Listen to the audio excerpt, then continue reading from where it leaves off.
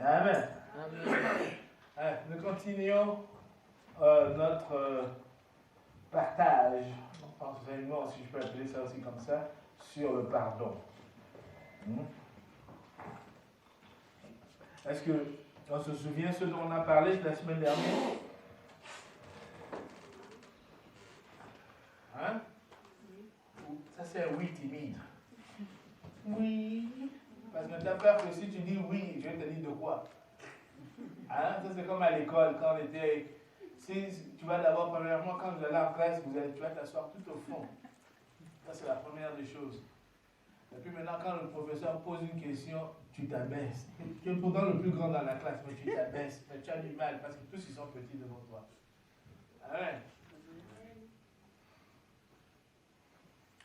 Avec notre Dieu, c'est pas ça, mon frère, ma soeur. Il n'y a pas de oh, tu as réussi, tu as échoué, des choses comme ça. Du moment que tu te donnes à ça et tu dis au Saint-Esprit, parle-moi, révèle-moi. Prenons au moins cette initiative. Hein, de temps en temps. Saint-Esprit, j'ai entendu quelque chose aujourd'hui à l'église. Je veux faire comme le chrétien de Béret. Vérifier ce qui a été dit. Amen. Amen. Pas seulement que Michel, oh, il nous a épaté en disant Saint-Esprit parle à travers moi, parle. Oui. Mais vous savez que l'ennemi aussi peut s'infiltrer dans les choses. Hein? Donc il faut faire attention. Soyons comme les chrétiens de Béret. Vous savez quoi? Au contraire, quand nous vérifions, c'est là où le Saint-Esprit se révèle davantage. Il nous enseigne encore plus. Hein? C'est pas seulement en écoutant, non. Mais c'est quand tu fais de ton propre effort.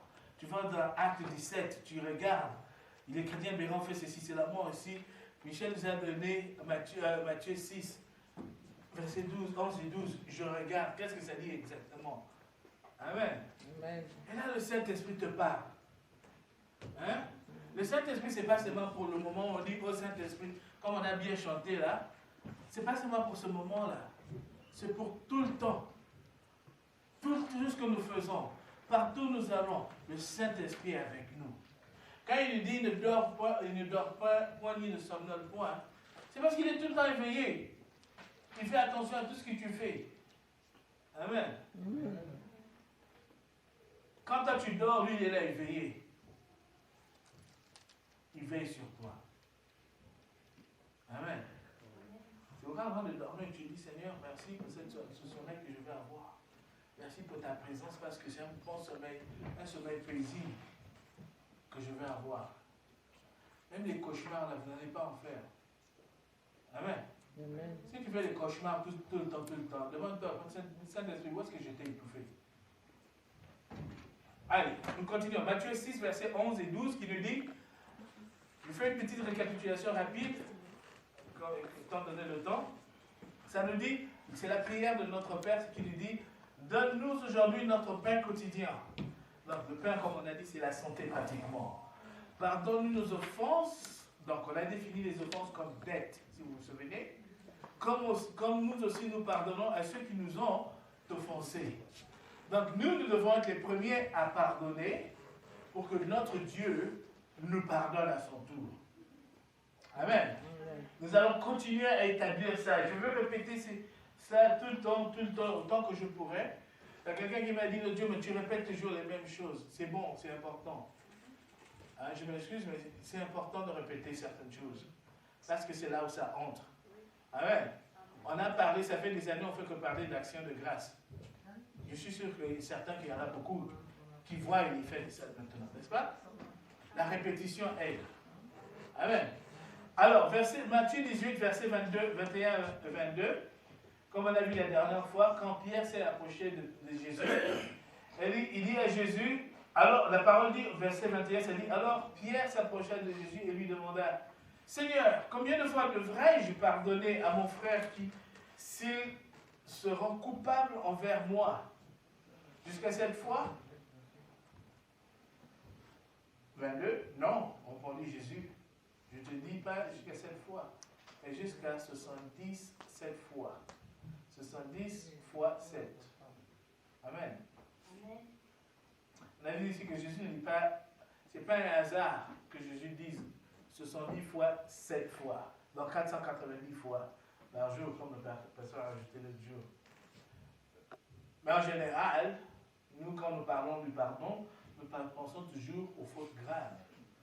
Hein? Nous pensons toujours au tel a dit ceci, cela, tel m'a insulté, tel a proclamé ceci, cela, il a parlé dans mon dos.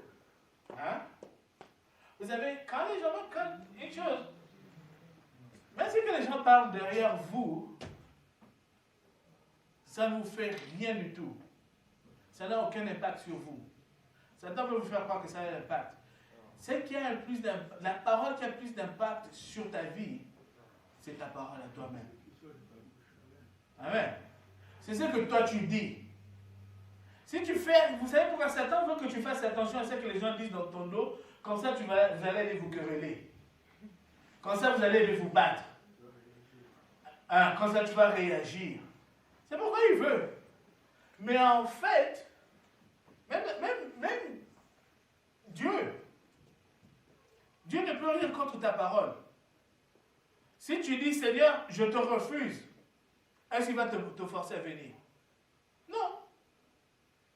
Il va te laisser faire. C'est ton choix, c'est ta parole.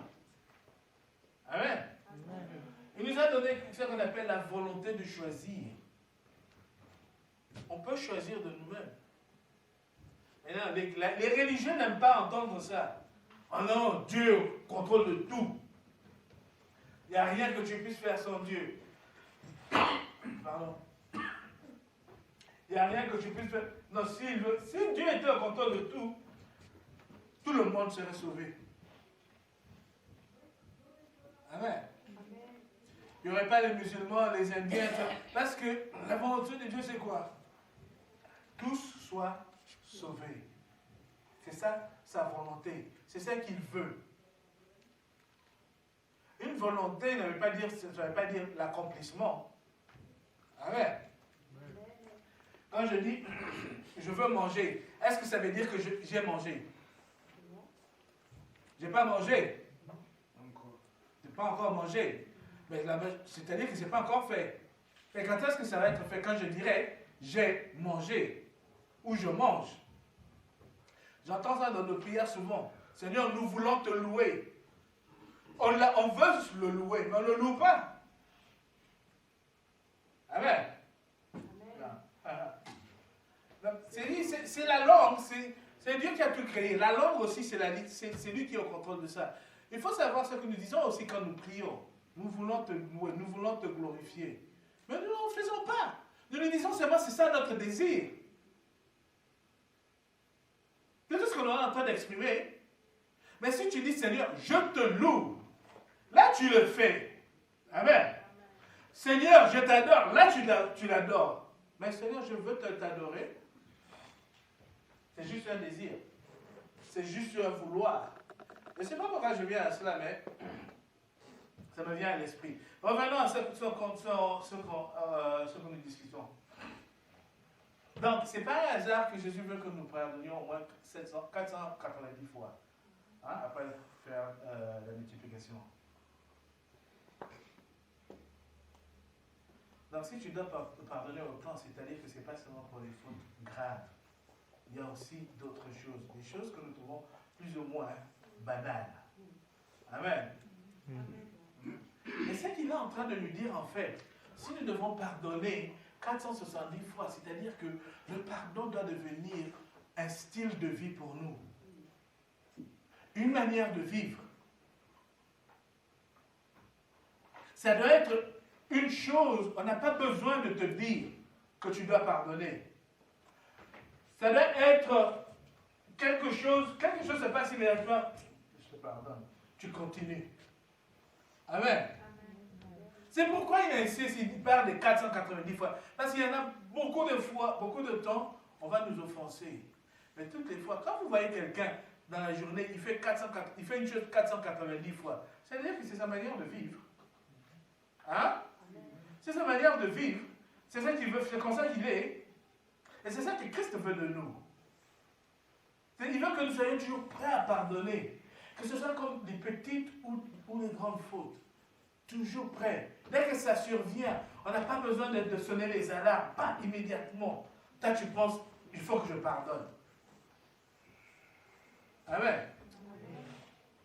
Ça devient comme monnaie courante. Hein? Ça devient comme monnaie courante, comme le dollar canadien qui devient maintenant facile à avoir partout. Parce que ça perd sa valeur. Mais quand je dis monnaie courante, ça devient facile à avoir, à faire. Ça devient facile à juste sortir de nous. C'est ça que Christ a fait. C'est ce à quoi Christ nous appelle à faire. Que le pardon soit une seconde nature pour nous.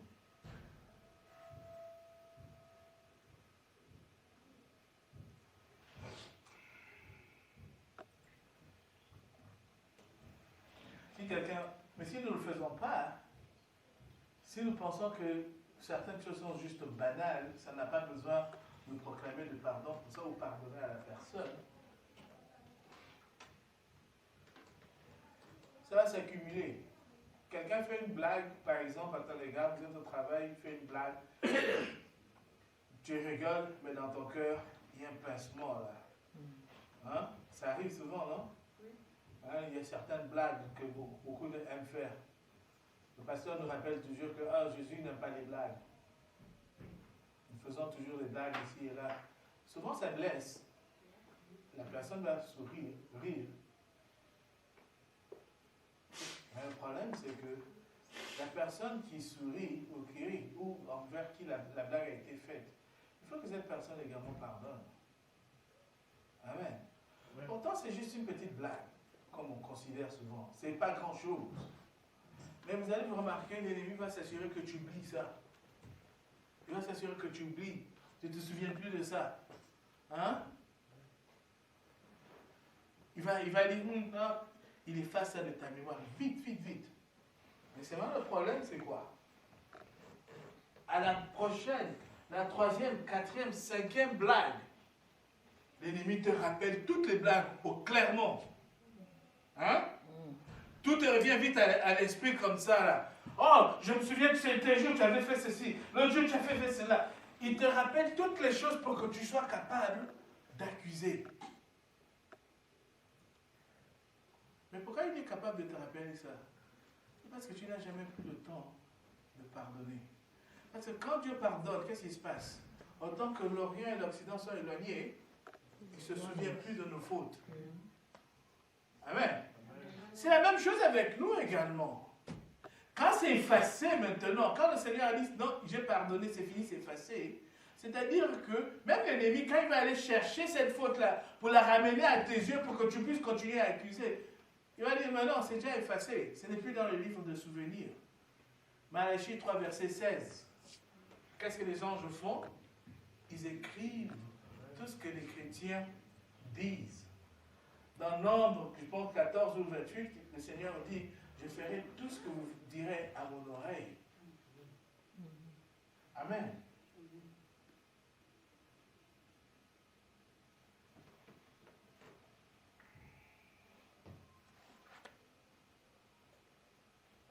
Mais nous sommes appelés à faire comme Dieu.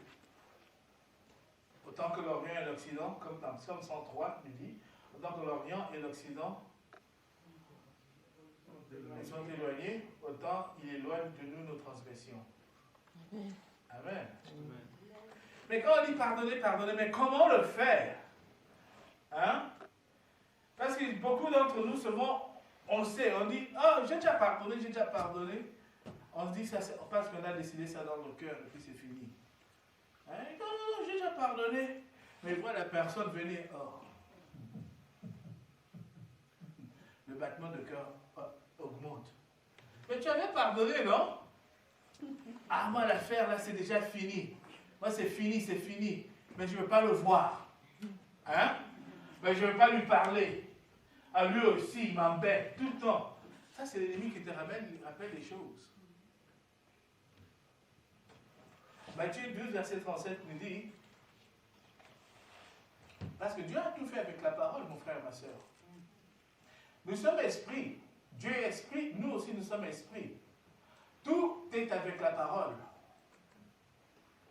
La parole crée toute chose. Et c'est comme j'ai dit la semaine dernière, Comme mon oncle m'avait dit, ça m'a toujours tenu à l'esprit. Il n'y a que ta parole qui va dans le spirituel.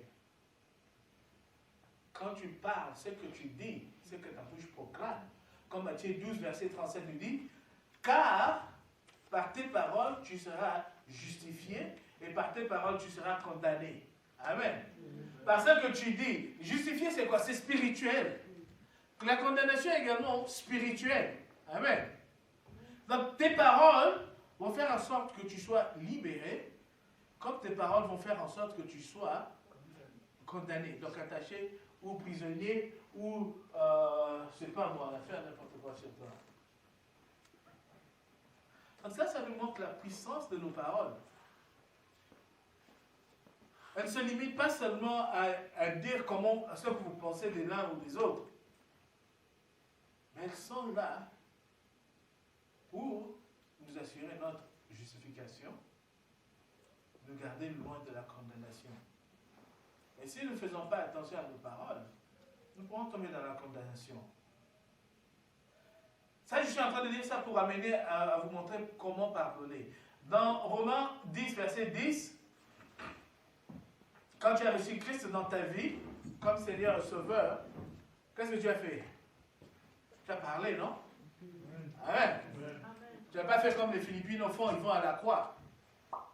Vous avez déjà vraiment vu ça? Hein? C'est lui qui a déjà vu ça. Tu as déjà vu ça aussi. Ou c'est quoi qui approche là? La Pâque approche bientôt, n'est-ce pas? Oui. On va voir les gens circuler avec les croix. Oh non! Et puis on le fouette. Ici, ils font semblant de fouetter. Moi, si c'était moi qui avais le fouet là, j'allais taper pour de vrai. Hein? Pour m'assurer que le péché là, il sort vraiment. Mais Dieu n'aime pas la violence. Amen.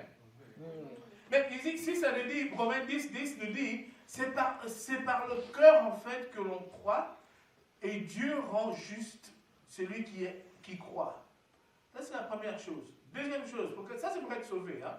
C'est par la bouche qu'on affirme et Dieu sauve qui fait ainsi. Amen. C'est par la bouche que nous proclamons. Donc quand nous avons été sauvés, quand nous avons accepté Christ dans nos vies comme Seigneur et Sauveur, la première chose que nous avions fait, c'était quoi? C'était croire. Et la deuxième chose, c'était Seigneur, viens dans ma vie. Sois mon Seigneur, mon Sauveur. Je te reçois dans ma vie, tu es mon Seigneur et Sauveur. Amen. Ta parole à proclamer. Hein? Et puis la parole dit quoi? Il y a une fête au ciel. Quand cela s'est déroulé. Amen. Au ciel, c'est quoi? C'est spirituel, non? Qu'est-ce qui est allé dans le spirituel? C'est ta parole. C'est ce que tu dis. Amen. C'est pourquoi vous allez voir, vous parlez à quelqu'un, ta parole seulement est capable de rendre la personne heureuse, comme ta parole est capable de rendre la personne malheureuse. Amen. C'est pourquoi notre Dieu nous dit de faire attention à nos paroles. Ne parlez pas juste pour parler. Hein? C'est ça la puissance de la parole. Donc, par la parole, nous avons été sauvés. Donc, deux choses pour pardonner. Croire premièrement que tu décides, croire en ta décision, tu prends la décision, je pardonne, et croire que tu as pardonné. Ça, c'est la première chose. Il faut y croire. Amen. Amen. Amen. Amen. Amen. Il faut faire quoi? Croire premièrement. Amen. Ne va pas faire des choses. Qui parle sans croire en ce qu'il dit? Qui parle sans croire en ce qu'il dit? Je suis seul. Amen. Vous êtes fort, c'est bien. Vous croyez en ce que vous devez dire avant de parler. Amen. Donc vous n'êtes pas des tonneaux qui font beaucoup de bruit. Beaucoup de bruit.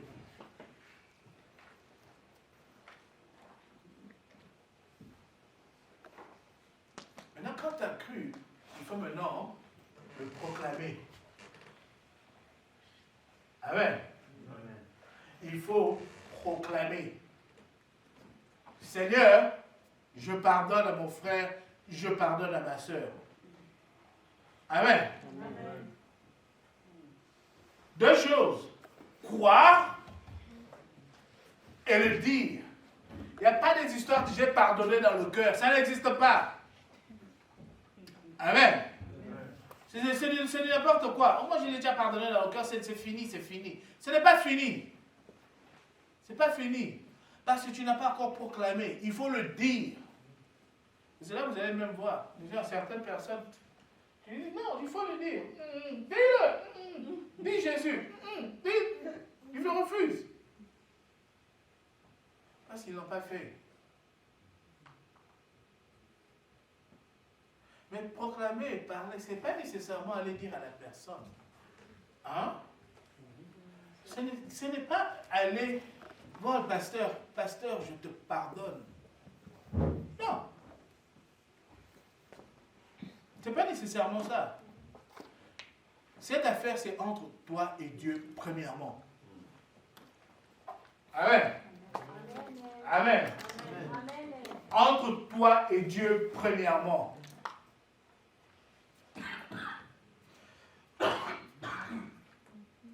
Dieu a besoin de t'entendre. Il prend le ciel à témoin. Amen. Amen. Quand ce jour-là, Michel a pardonné à tel, a pardonné à tel. Dieu a besoin d'entendre ça en premier. Parce que c'est à ce moment-là même que la libération s'opère. C'est pourquoi on dit toujours, le pardon est une puissance qui libère. Tu commences la libération en proclamant. Pratiquement, tu es en train de proclamer ta libération et la libération également de l'autre. Mais vous deux, vous êtes en train de sortir de cet embrouillage-là, de cet engouement bizarre-là. Vous sortez tous les deux de cela.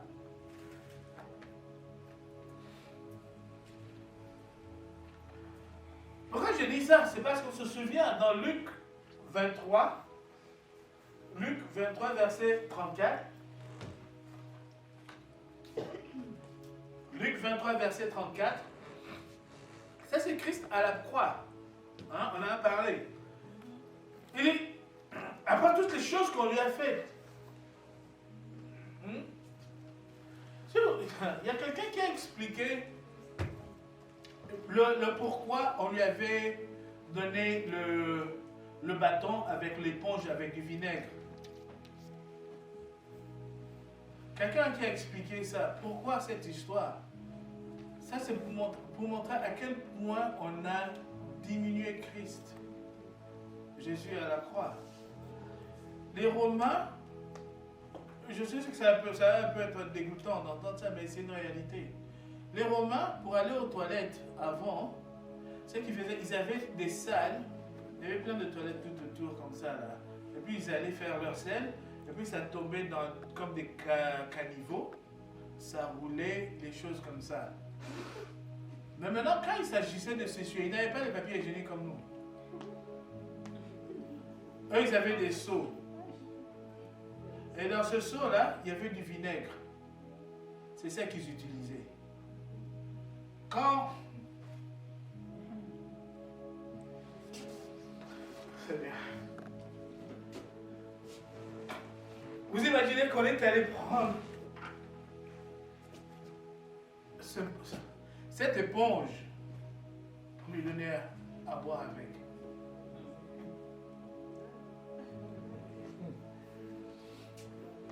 C'est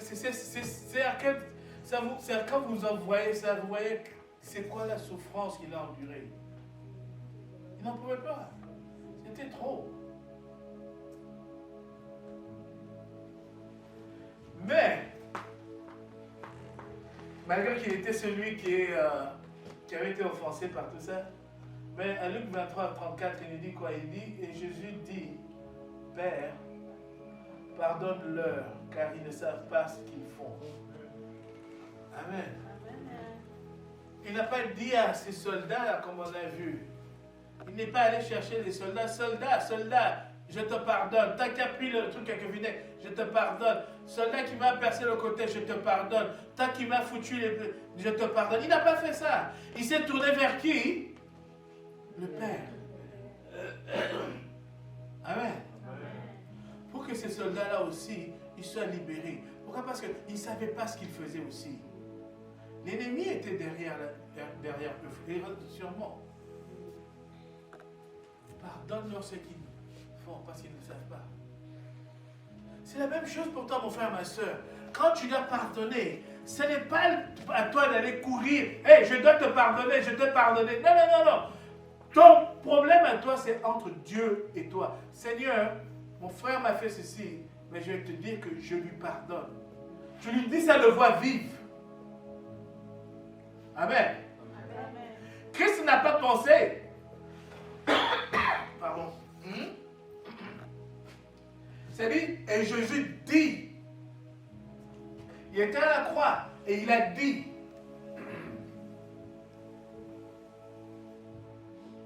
Il a dit.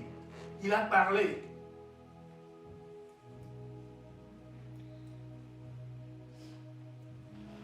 Pardonner, c'est un acte spirituel. Probablement l'un des plus importants qui puisse exister. Si vous remarquez, depuis la Genèse, après la chute d'Adam et Ève, le pardon a commencé. Notre Dieu, pourtant, ils sont allés se cacher après leur forfait. Et notre Dieu est descendu aller les voir. Parce qu'ils ne savaient pas, ils savaient ce qu'ils avaient fait. Mais il est allé les voir. Qui vous a dit que vous étiez nus? Il y a un pasteur qui disait, un pasteur Rome qui dit, c'est parce que Adam et Ève, à ce moment, avant la chute, ils étaient spirituels. C'est-à-dire qu'ils voyaient, ils voyaient pas les choses de la chair. Pourtant, ils avaient la chair, ils avaient le corps, des choses comme ça là. Mais eux, ils étaient tellement spirituels qu'ils ne voyaient même pas leur nudité. Ah non, je ne sais pas si c'est vrai, mais moi, je vois, wow, it makes sense. Parce que quand le Seigneur leur a dit, qui vous a dit que vous étiez nus? Hein? S'ils ont vu qu'ils étaient nus, c'est-à-dire qu'ils ont commencé à voir ce qui est charnel. Le côté charnel a commencé à entrer en eux. Ils ont eu les yeux ouverts à ce qui est à la chair. Amen. Le pardon libère la personne qui est offensée et l'offenseur. Both ways. Ça va, si je t'ai fait quelque chose, tu me pardonnes. Non seulement je suis libéré, mais toi aussi, tu t'es libéré également. Amen. Il ne faut pas croire que si je lui pardonne, c'est là il va être content, des choses comme ça, donc il a gagné. Ça, c'est les aspirations démoniaques. Quand tu pardonnes à quelqu'un, c'est toi que tu libères et tu libères également ton frère. Amen. Oh, il ne mérite pas mon pardon. Oh, non! Faire attention. Ça, c'est des inspirations maléfiques, démoniaques.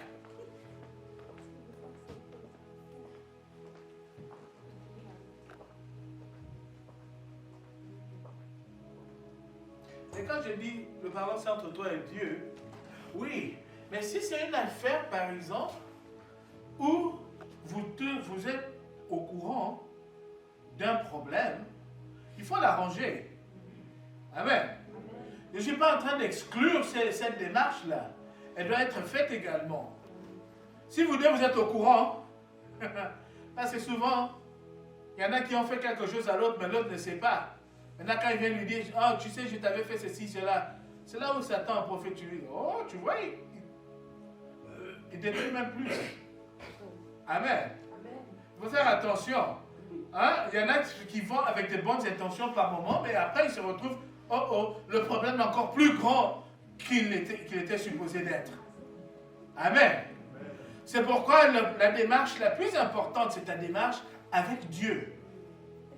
Quand cette démarche est faite, mon frère, ma soeur, vous allez même sentir, votre cœur va être apaisé, vous allez même voir l'autre personne, les choses vont changer, ça va vous dépasser. Parce qu'il y a une libération qui s'est opérée. Le pardon de l'offensé à l'offenseur. Amen.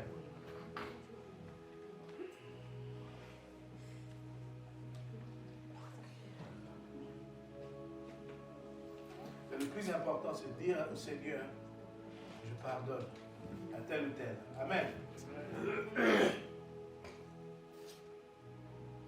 Quand tu le fais, mon frère, tu délies la personne. Toi-même, tu te délies également. Amen. C'est là où tu deviens maintenant candidat pour que Dieu te pardonne. Hein? C'est là où maintenant, Dieu, quand il va te regarder, il va dire, je vais le faire aussi, je vais lui pardonner également. C'est pourquoi dans la prière, ça lui dit, pardonne-nous nos offenses, comme nous pardonnons aussi à ceux qui nous ont offensés. Donc avec Dieu, il veut que nous fassions le premier pas. Amen. C'est important. Nous devons faire le premier pas. Dans l'Ancien Testament, vous allez remarquer que Dieu, c'était toujours lui qui venait, qui pardonnait au peuple. Mais quand Christ est venu, les choses sont devenues un peu plus, si je peux dire, complexes.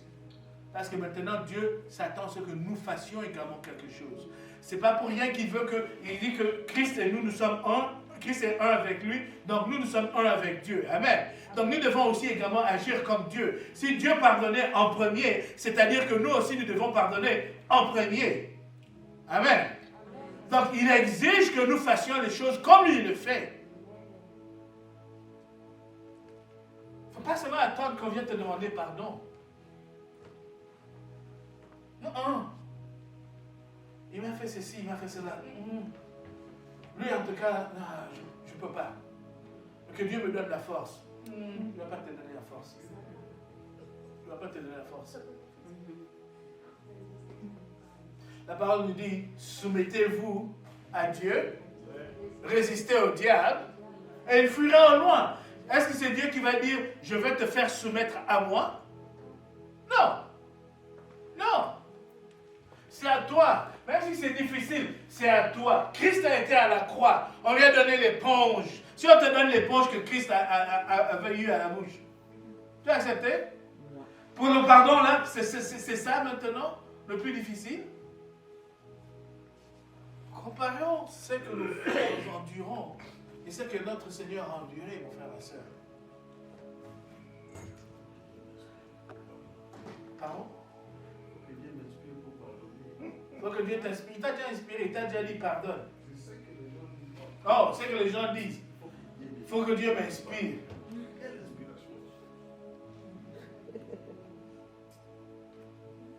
Oui, les principes spirituels ne sont pas flous. Ce n'est pas gris. Non, c'est noir ou blanc. C'est tout. Amen. Une faute est une faute. Grande ou petite, c'est une faute. Amen. Aux yeux de notre Dieu, il n'y a pas de grands péchés ou de petits péchés. Péché est péché. C'est pourquoi quand Christ a parlé de 490 fois de pardonner, c'est parce qu'il y a même ce qu'on considère comme étant petit. Ce n'est rien. Mais non, ça te lie quelque part. Il faut faire attention. Il faut s'empresser. Quand il nous dit les 490 fois, il faut que ça devienne comme un style de vie. Et c'est vrai. Il faut que tu sois quelqu'un qui a de l'engouement à pardonner. Dès que ça arrive, Seigneur, il faut que je pardonne immédiatement. Amen.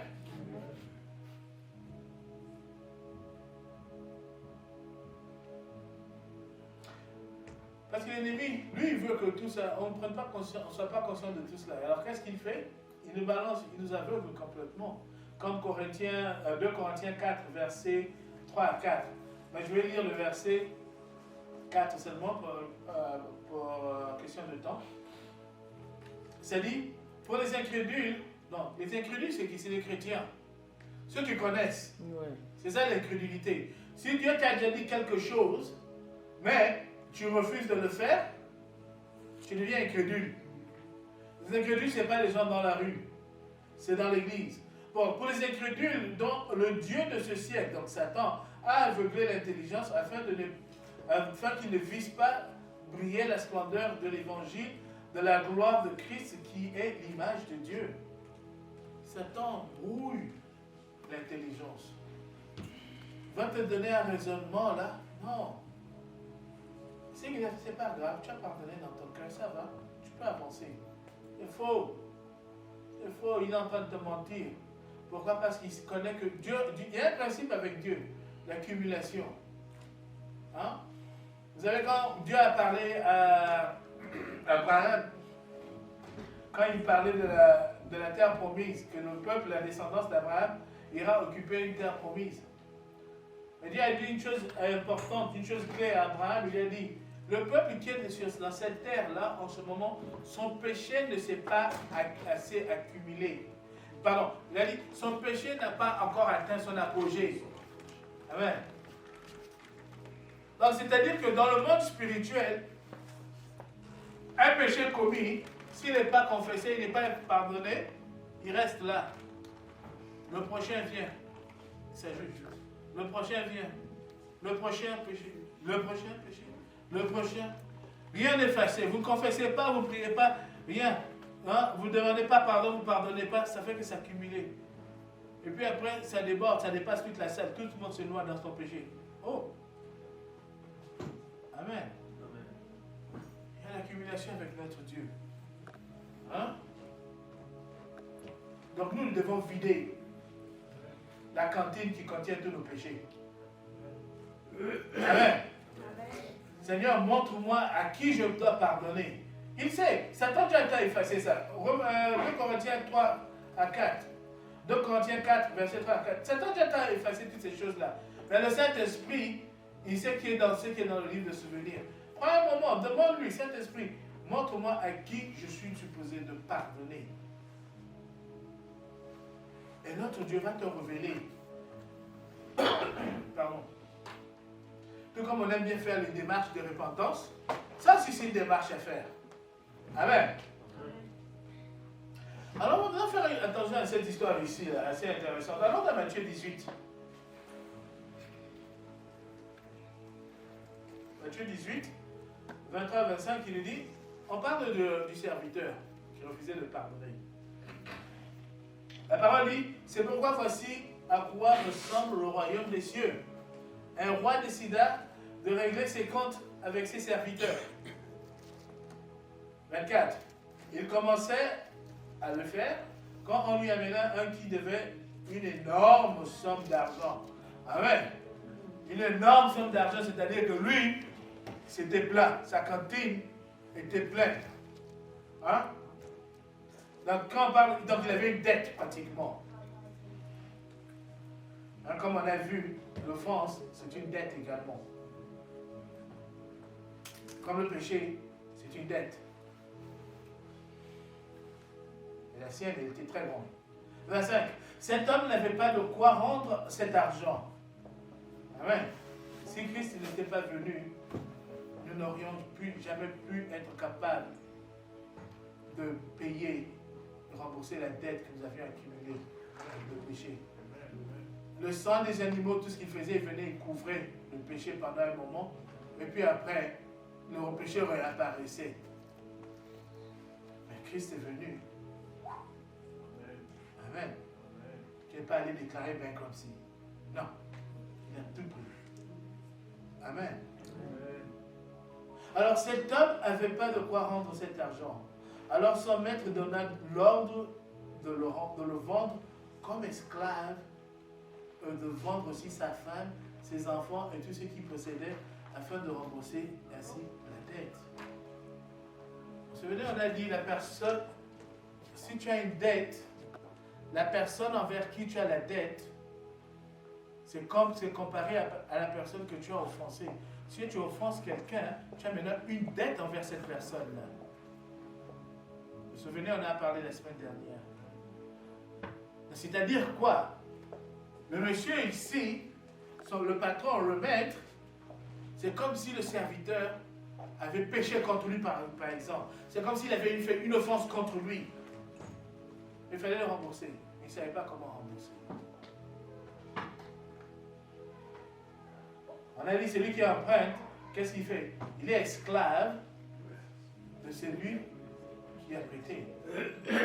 Donc, c'est-à-dire que celui qui a prêté, si l'autre est esclave de celui qui a prêté, c'est-à-dire que celui qui a prêté a des droits maintenant sur la vie de la personne qui a emprunté.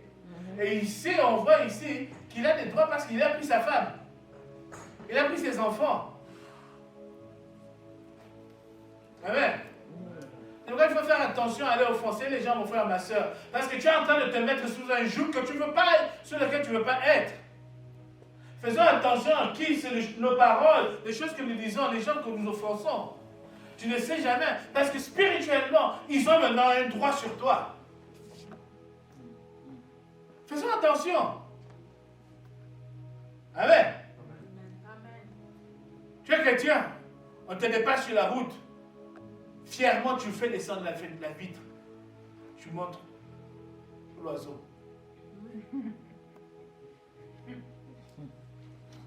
Tu te mets sous l'autorité, sous le joug de cette personne. C'est spirituel, mon frère, ma soeur.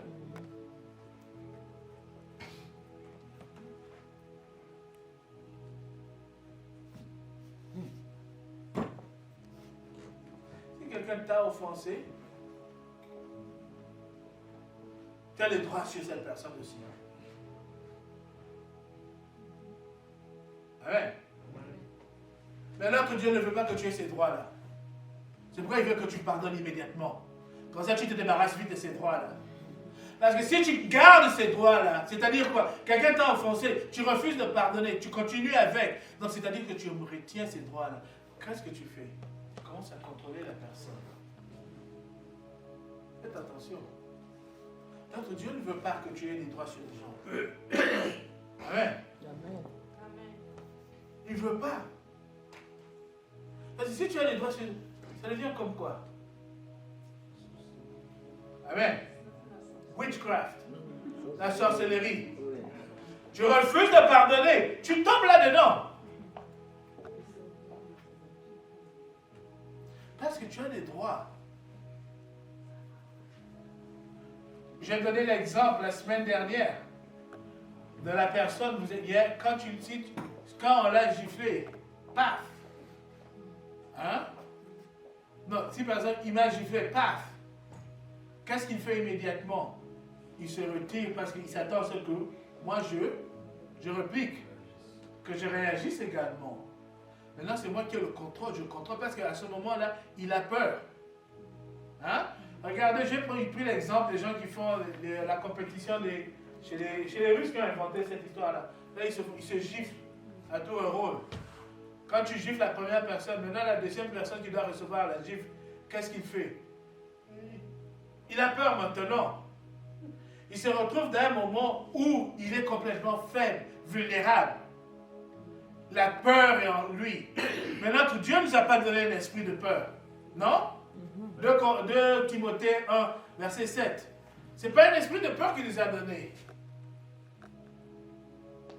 Mais d'amour, de sainteté et de force. Ça, il nous a donné ça. Pourquoi est-ce que toi, tu vas vouloir maintenir quelqu'un dans la peur? La peur vient de qui?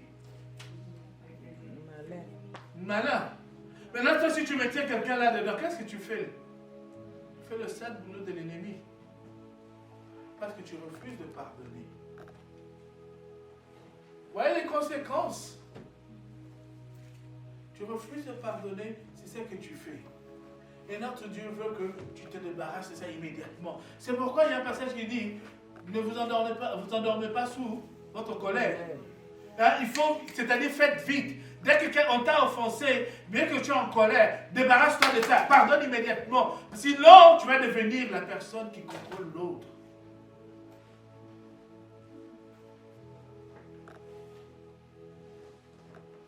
Et ça, ça ne vient pas de notre Dieu. Amen. C'est chaque jour que nous prions. Le soir avant de nous endormir, le matin quand nous nous réveillons, nous confessons nos péchés, n'est-ce pas? Seigneur, je te demande pardon pour tout ce que j'ai fait. J'ai dit.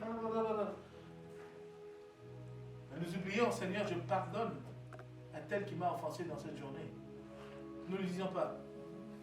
Parce que la structure de la prière qu'on nous a appris, c'est toujours de je te demande pardon. Mais notre Dieu dit, pardonne-nous nos offenses comme nous pardonnons aussi à ceux qui nous ont offensés. Parce que quand moi je pardonne à celui qui m'a offensé, je libère cette personne. Et comme je suis supposé de faire comme Dieu, moi aussi je pardonne et Dieu me pardonne également. Mais maintenant c'est un cycle. Mais si moi je ne pardonne pas à l'autre, je ne proclame même pas que je vais pardonner, le cycle n'est pas complet. Amen. Ce n'est pas complet. Donc c'est-à-dire que même si je demande pardon à Dieu, qu'est-ce qui se passe? Il ne me pardonne pas. Il ne me pardonne pas. On continue. Verset 26. Le serviteur se jeta à genoux devant son maître et lui dit, prends patience envers moi, je te paierai tout. 27. Le maître en eut pitié. Il annula sa dette et le laissa partir. Hein? 28. Le serviteur sortit et rencontra un de ses compagnons de service qui lui devait une petite, remarquez, ils disent une petite somme. Hein? Lui, il devait une grande somme. L'ami devait une petite somme d'argent. Il le saisit à la gorge et le serrait, à l'étouffer en disant, paie-moi ce que tu me dois.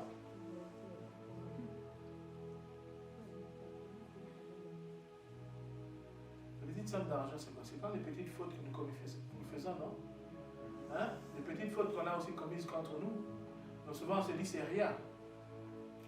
C'est quelque chose, parce que plus tard, lisons plus tard, ça dit son compagnon se jeta à ses pieds, le suppliant en ces termes, prends patience envers moi, et je te paierai. Verset 30. Mais l'autre refusa bien plus qu'il le fit jeter en prison en attendant qu'il payait sa dette. Quand tu ne pardonnes pas, mon frère et ma soeur, tu mets l'autre en prison. Vous voyez la responsabilité que nous avons en tant que chrétiens? Amen. Peut-être c'est quelque chose dont nous n'étions pas, une chose à laquelle nous n'étions pas au courant. Pendant un moment, je me suis demandé, mais Seigneur, parce qu'il m'a mis à cette chose depuis le mois de décembre. Mais une fois, j'avais fait la modération ici. Il m'a mis à cœur. Il faut parler de pardonner avant de demander pardon. Je ne savais pas, je ne connaissais pas l'ampleur jusqu'à ce que au moment où j'ai pris, a commencé à parler de ça. Et le plus je vais, plus il me montre les choses. Il nous montre notre responsabilité. Ce n'est pas pour rien qu'il veut que nous pardonnions. Ça, c'est primordial, mon frère, ma soeur. Tu veux vraiment montrer que tu aimes ton frère et ta soeur. Pardonne. C'est ça l'amour. Ne va pas penser que, oh non, parce que je l'ai aidé, je lui ai donné à manger, je lui ai donné de l'argent. Ce n'est pas ça. Pardonne d'abord. Amen. Amen.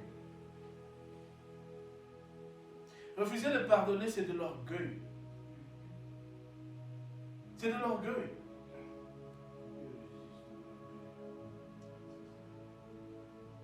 Celui qui ne pardonne pas, il méprise l'autre. Il ne vaut pas mon pardon. Il vaut pas ça ne vaut même pas la peine que je lui. Il n'est rien. Pourquoi moi je vais lui pardonner? Pourquoi je vais m'abaisser à son niveau? C'est ça, non? C'est ce genre de choses qu'on entend très souvent. Hein? Comment je vais. Si je lui pardonne, c'est-à-dire que je me suis abaissé, il est plus grand, il a gagné. Hein? Il a gagné quoi?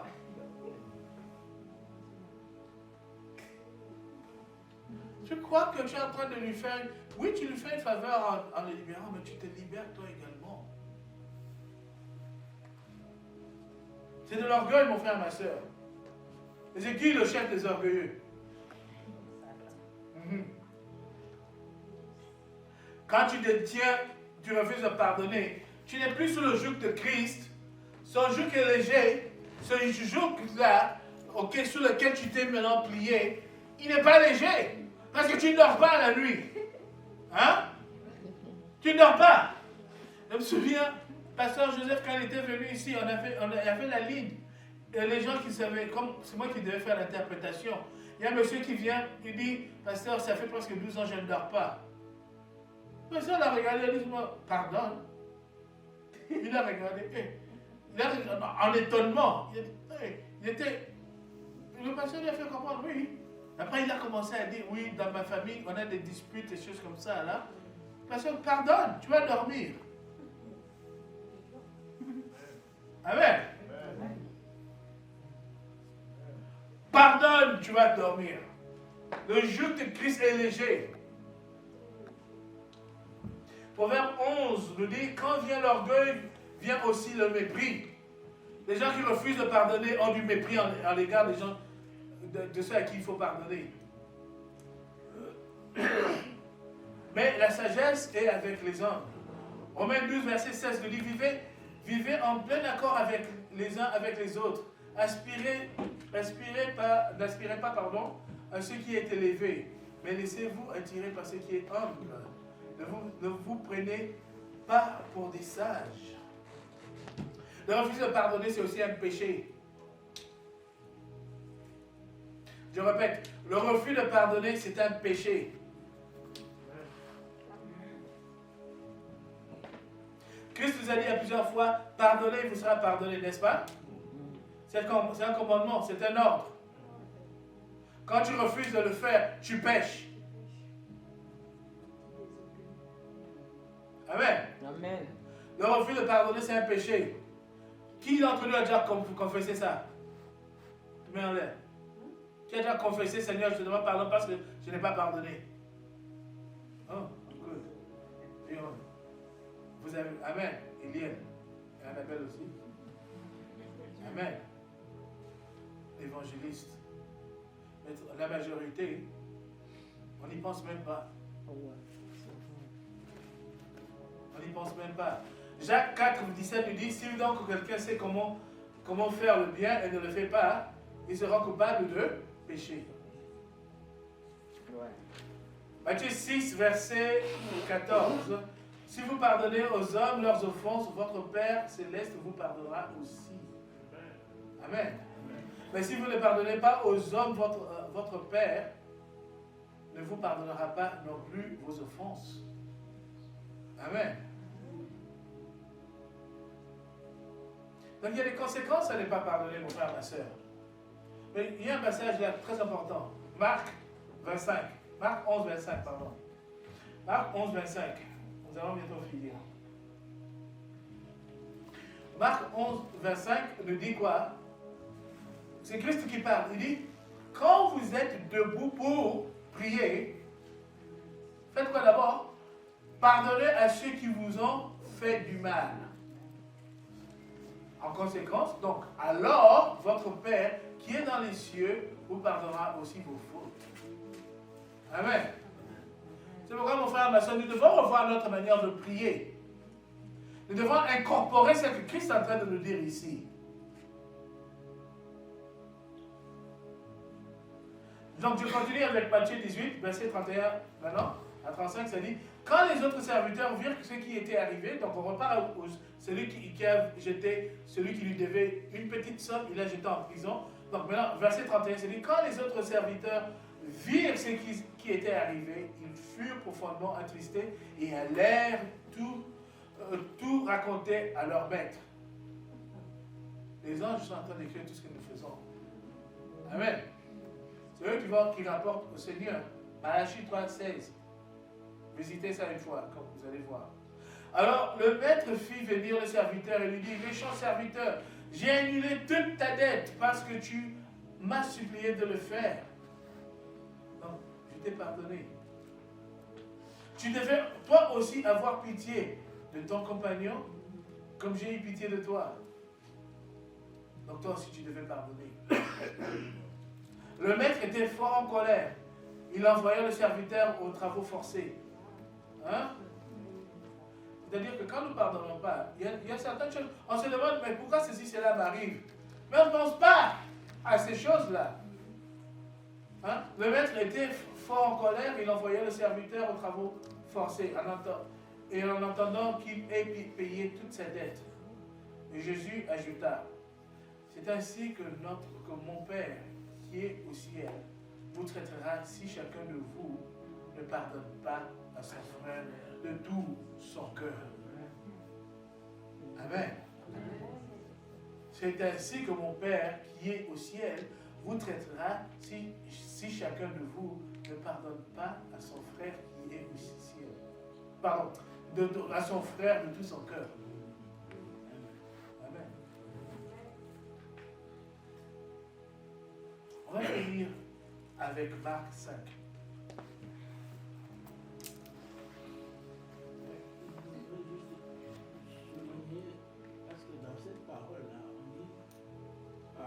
souffrait de tout son cœur. Tout son cœur. Ça veut dire que on n'y pense plus. Amen. On n'y pense plus. Oui. Amen. Pas que oh, toi tu m'as fait ça quand on était au Gabon. Par exemple. Tu as cassé les assiettes. Ouais. Tu avais brûlé la viande. Ouais. Donc il faut vraiment. Très important.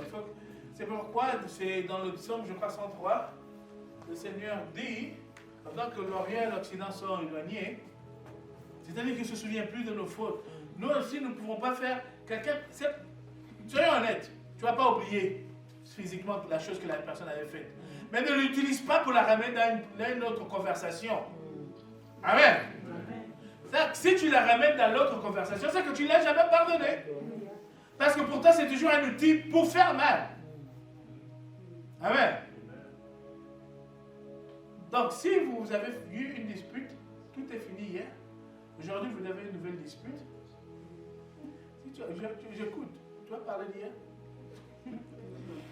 Et Dieu attend, il écoute. Ah, il a mentionné hier. Ah, on va lui faire comme verset 35 de Matthieu 18. On va lire ça. Amen. On va finir avec Marc 5.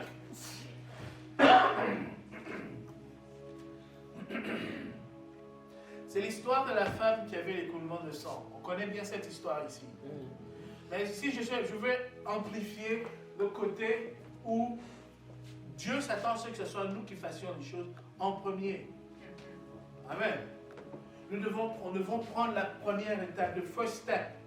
Il s'attend à cela. Parce que cette femme ici, si elle n'avait pas fait ça, elle n'aurait pas été guérie. Pourquoi? Allons verset 27, Marc 5, verset 27.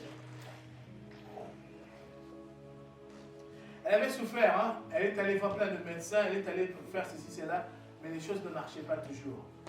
Alors maintenant, verset 27, elle dit, ayant entendu parler de Jésus, Jésus parlait de passer par là. Parce qu'il était, je crois que c'était Jairus qui était venu pour sa fille. Maintenant, quand il était en chemin pour aller chez Jairus, maintenant, elle s'est faufilée. Il y avait une foule. C'était plein de monde. Hein? Jésus, quand les foules le suivaient, ce n'était pas 10 personnes. Hein? C'était des centaines et des centaines, des milliers de gens qui allaient avec lui. Mais elle s'est faufilée là-dedans. Ça dit, verset 27, ça dit, ayant entendu parler de Jésus, elle vint dans la foule par derrière et toucha son vêtement. C'est qui est venu? La dame. Amen. Ce n'est pas Jésus qui est allé vers elle. La dame est allée vers Christ. C'est qui a touché Christ? La dame. Jésus n'a pas pris son poing, il l'a touché avec. Non. La dame a touché. Elle est venue, premièrement, puis elle a touché. Elle faisait l'action de le faire. Amen. Alors, car elle disait, si je puis seulement toucher ses vêtements, je serai guéri. C'est lui qui disait ça. La femme toujours.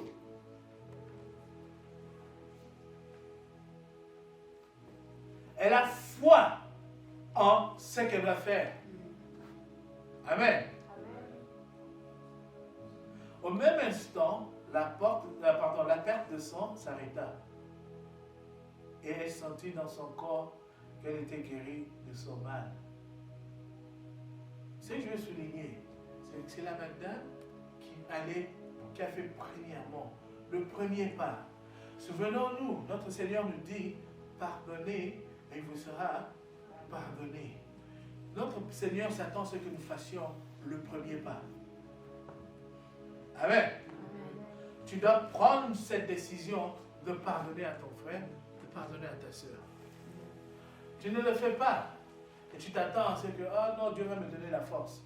Il ne va jamais te donner la force. Oh, moi j'attends le temps de Dieu. Le temps de Dieu, c'est maintenant. Amen. Il y a pas... Le jour où tu y penses, où quelqu'un te mentionne même ce que tu peux faire. Amen. Dans cette histoire ici, après le verset 30, ça dit, Jésus connut aussitôt en lui-même qu'une force était sortie de lui et se retourna au milieu de la foule et dit, qui a touché mes vêtements? facilement on va dire, mais pourquoi il demande ça? Il est Dieu, il doit savoir. Hein? C'est pas ça qu'on va penser? Hein? Jésus est Dieu, il doit savoir. Pourquoi il peut demander ça? Non.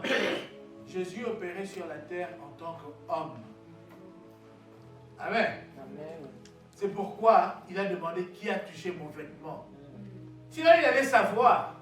Sinon il allait se tourner et dire pourquoi tu as touché mon vêtement? Mais il a demandé. S'il demande ça et honnêtement il ne sait pas. C'est pas correct. Hein? Tu sais qui? Mais tu commences à demander qui a touché mon vêtement? Parce qu'il demandait à la foule. Hein? Quand on dit, ça dit quoi? Il se retourna au milieu de la foule. Il a demandé à toute la foule qui a touché mon vêtement. Amen. 31.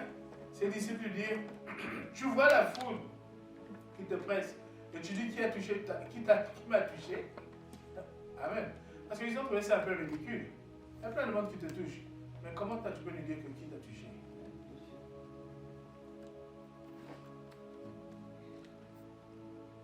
Il regardait autour de lui pour voir celle qui avait fait cela. Celle qui avait fait cela.